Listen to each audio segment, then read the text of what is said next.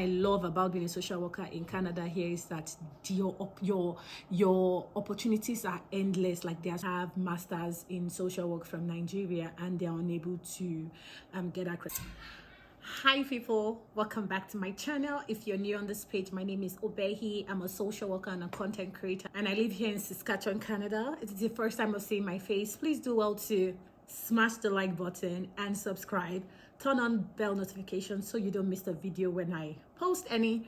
On this channel, I share information around lifestyle, immigration, and I also share information on how foreign trained professionals can migrate seamlessly to Canada. So if that is something you like or something you feel might be helpful to you, please do well to stick on. And the only way you can stick on to the channel is by subscribing. I have a few videos on my page that you can go look at. Watch them, you might find something helpful for you, and do well to give those videos a thumbs up. Leave your comments in the comment section. I'd like to read from you, and let's jump right into today's videos. So I have gotten a lot of comments and information from people saying that they have masters in social work from Nigeria and they're unable to get accredited as social workers here in Canada. And I was doing some digging just to find out why that is the case. I know that when I came, I had a background in psychology. So I had my bachelor's degree in psychology and I did a master's in the UK, Liverpool Hope University. And I was able to get accredited as a social worker. So I was wondering why people were not getting accredited. So I went to do some digging.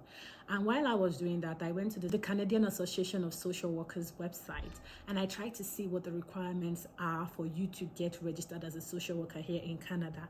And these are the things that I found. So I just wanted to highlight the things that you'll be needing for you to be accredited as a social worker here in Canada. I'm going to be reading off their website.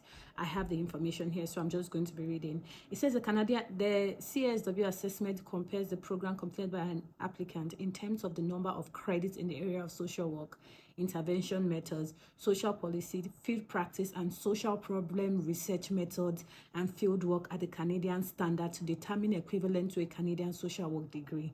So what that simply means is that they are going to check holistically everything that you've done, social policy, your field practice, everything all together, and how you're able to solve social problems and your research method. All those things are what they're going to put all together to be able to accredit you as a social worker to be equivalent in Canada here. So for someone who is trying to get accredited in the bachelor's level, they expect you to have a minimum of 20 credits, and they need you to have 700 hours of practicum. So that's for bachelor's level. They need you to have at least 20 credits. That's 120 credit units, and also 700 minimum stipulated practicum hours, right? So that is what they are looking for, and they expect you to have at least, it says CSW has experienced that those individuals who have completed their 3-year bachelor's program in the United Kingdom without additional post-secondary education are often deficient in liberal arts and social work courses required to meet the Canadian 4 years BSW degree academic standard. So usually they will not take you if you have 3 years. That's what they're trying to say. So if your bachelor's degree is only 3 years, they're not going to accredit you because they feel like you have not been able to meet the stipulated hours and courses, the course credits that you need to be equivalent to the Canadian standard. And for MSW, they expect you to have at least 450 hours of field practice. So you're expected to have 450 hours of field practice. So for non-bachelor degrees, that's if you don't have a bachelor's degree in social work, they expect you to have 900 hours of field practice. So you see, that is why some people are not getting accredited, because you don't have enough field practice hours. What are field practice hours? This is your practicum. So things that you did during your field placement. How many hours did you do? So I think that's why they are not getting accredited. So I remember when I did my practicum in the UK, I did mine in days. So we had the first one 70 days and the second one 100 days. But when I wanted to get accredited, I was told to convert those into hours. So you are required to have about 900 hours of practicum, that's field practice. And if you don't have that 900 hours of practicum, placement, field practice, you will not be accredited. Another thing I find is that if you do not have a bachelor's in like say you don't have a social work background, you don't have like a bachelor's in any human services, they expect that you have some background education before your master's. So you cannot do a 1-year master's if you don't have a bachelor's in social work. So if you are coming from another field and you want to just go ahead and do a master's, and the master's is a 1-year program and does not cover all those prerequisite courses that you're expected to have, that's why they ask for your course description. So when they check your course descriptions and you have not done that basic foundation social work, then you will not be accredited. Here in Canada, people who want to do masters are always required to like go do like a PGD. So in Nigeria, we call it PGD, as a postgraduate diploma. So people do that 1-year postgraduate diploma first before they are able to go do a master's. They also have master's courses for people who do not have a bachelor's in social work. So that is a 2-year program, and it's always comprehensive. It's a very comprehensive and extensive course. Unlike those who already have a background in social work, they usually just have a 1-year master's degree program. So these are some of the things that they put into consideration that helps them in deciding if you have a master's, if you are equivalent to work in Canada. And if they are unable to ascertain all those things, what does that mean? That means that you are not qualified. So if all this have happened and now you're trying to figure out how, because usually when you get that letter, they tell you that, oh, at this point they're unable to accredit you, but you are able to what's it called, what's that word I'm looking for, appeal the judgment. So what you need to do then is now go get your practicum or your field log book, the protocol. We called it I think it was called protocol. I don't remember what we called it, but yeah, you need to provide that logbook showing all that you did. So the best thing for you to do is, if you are able to extensively write out all the things you have done during your practicum, state out how many hours you did, all the things that you did, and write a support letter explaining. If you can even get it from your school professor, maybe the dean of your faculty.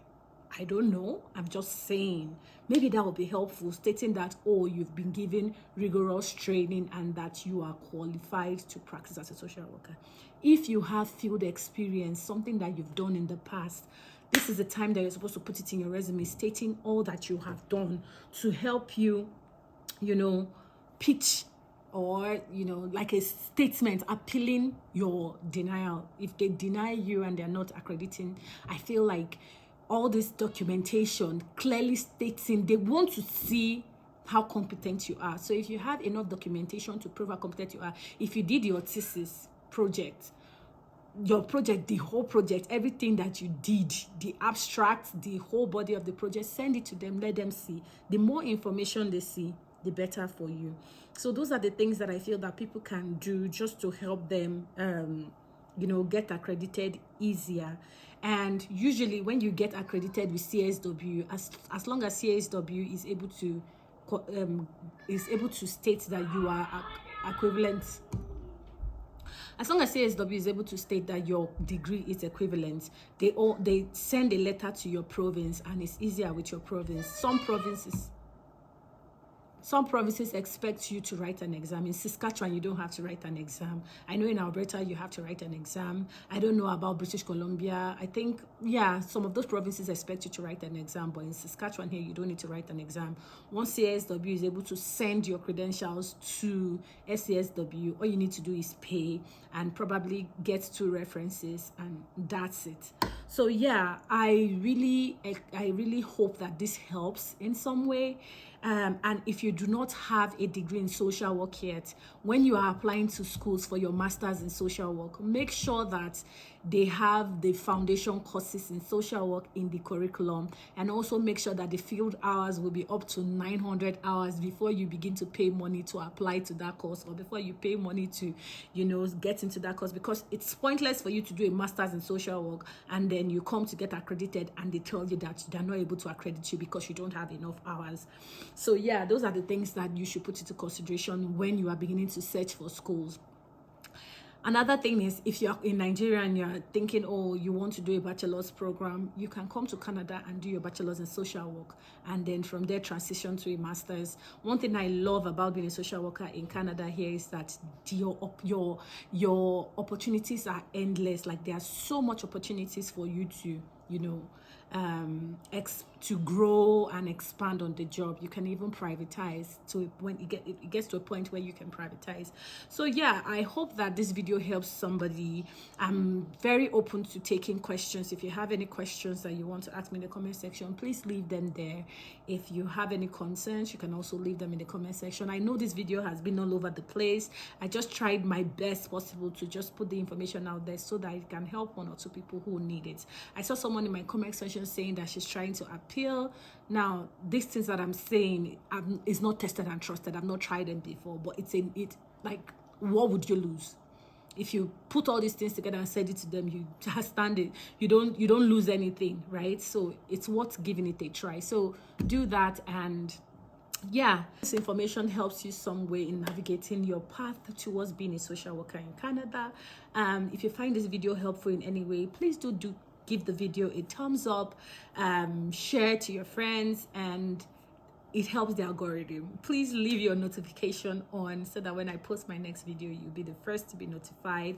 Thank you so much for stopping by, and until we see you again on my next video, keep being happy and have a nice day. Bye.